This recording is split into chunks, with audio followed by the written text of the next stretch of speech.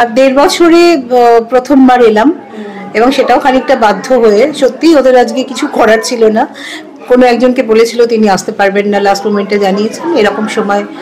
তো যাই হোক, যেভাবেই হোক এসেছি, এবং সকলের সঙ্গে দেখা, কথা, সব কথাগুলোই হয়তো জানা, নতুন কিছু নেই। আমি জানি না নতুন কিছু বলেছে কিনা, কিন্তু এই যে সকলের সঙ্গে ইন্টারাকশন হয়েছে, সবাই কথা বলেছেন, জানতে চেয়েছেন, প্রশ্ন করেছেন, আমাদেরও তো কিছু বলার থাকে, ভালোই লেগেছে। প্রথম কথা হচ্ছে আমরা সময় পাই না, আড্ডা মারাটা কিন্তু একটা শিক্ষার ব্যাপার।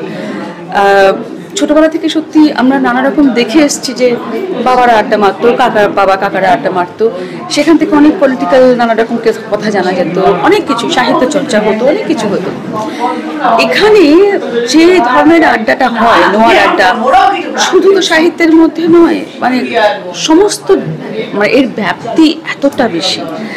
আর বিশেষ করে আজকের দিনটা আমি কোনোভাবে মিস করতে চাইনি। ইনফ্যাক্ট আমার একটা গুরুত্বপূর্ণ কাজ ছিল, একটা জায়গায় যাওয়ার ছিল, আমি সমস্ত ক্যান্সেল করে শুধু লীনাদির কথা শুনতে এসেছি। আমি অনেকগুলো ইন্টারভিউ শুনেছি, এত ভার্সটাইল, এত বিস্তৃত তার শিক্ষা বলো, তার ভাবনা চিন্তা বলো, তার দেখার চোখটা বলো, ভেতরকার দৃষ্টিটা বলো, অন্তর্দৃষ্টি, এতটা ব্যাপ্তি। আমার মনে হলো যে আজকের দিনটা আমরা এখানে আসা এবং ওনার কথাটা শোনা খুব জরুরি। সত্যি অনেকটা প্রাপ্তি হলো আজকের দিনটা এসে, এত ভালো লাগলো যে অনেক মানে মনটা ভরে বাড়ি যেতে পারবো। দারুণ অভিজ্ঞতা। মানে আমি যেটুকু সময় আমি ওনার কথা শুনলাম, মানে অদ্ভুত মুগ্ধ হয়ে শুনলাম। মানে কি হয় আমাদের, মানে বেশিরভাগ ক্ষেত্রেই যেটা হয়, খানিকক্ষণ কিছু কাজ করতে করতে একটু ফোন ঘেটে নিই আমরা, এটা আমাদের প্রত্যেকের অভ্যেস। কিন্তু আমি এখানে যেটুকু সময় ছিলাম, মনে হচ্ছে আরেকটু হলে ভালো হতো।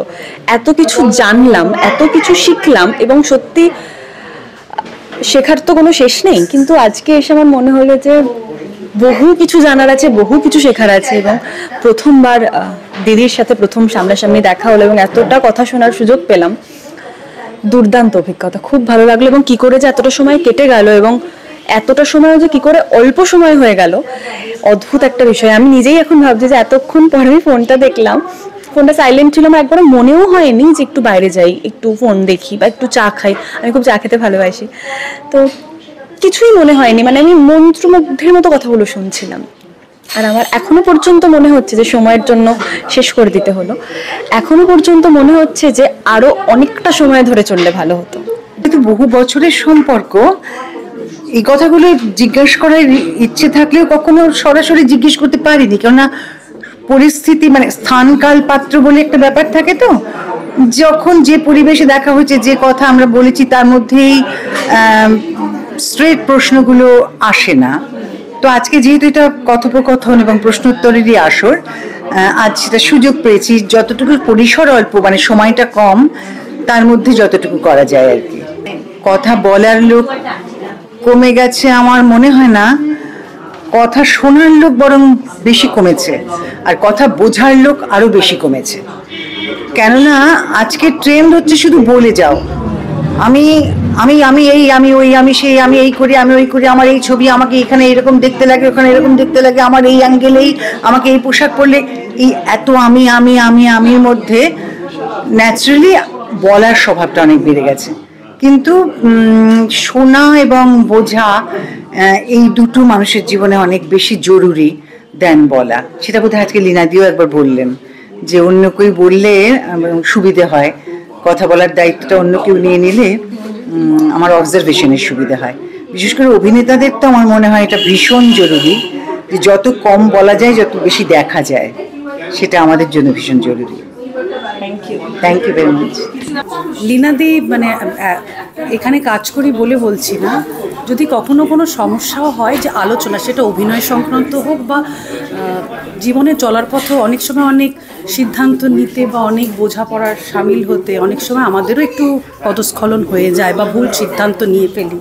সেই জায়গায় দাঁড়িয়েও কিন্তু উনি বন্ধুর মতো সবসময় হাত বাড়িয়ে দেন। সেটা সবার ক্ষেত্রেই করেন, ওনার ক্ষমতা অনুযায়ী, ওনার সামর্থ্য অনুযায়ী।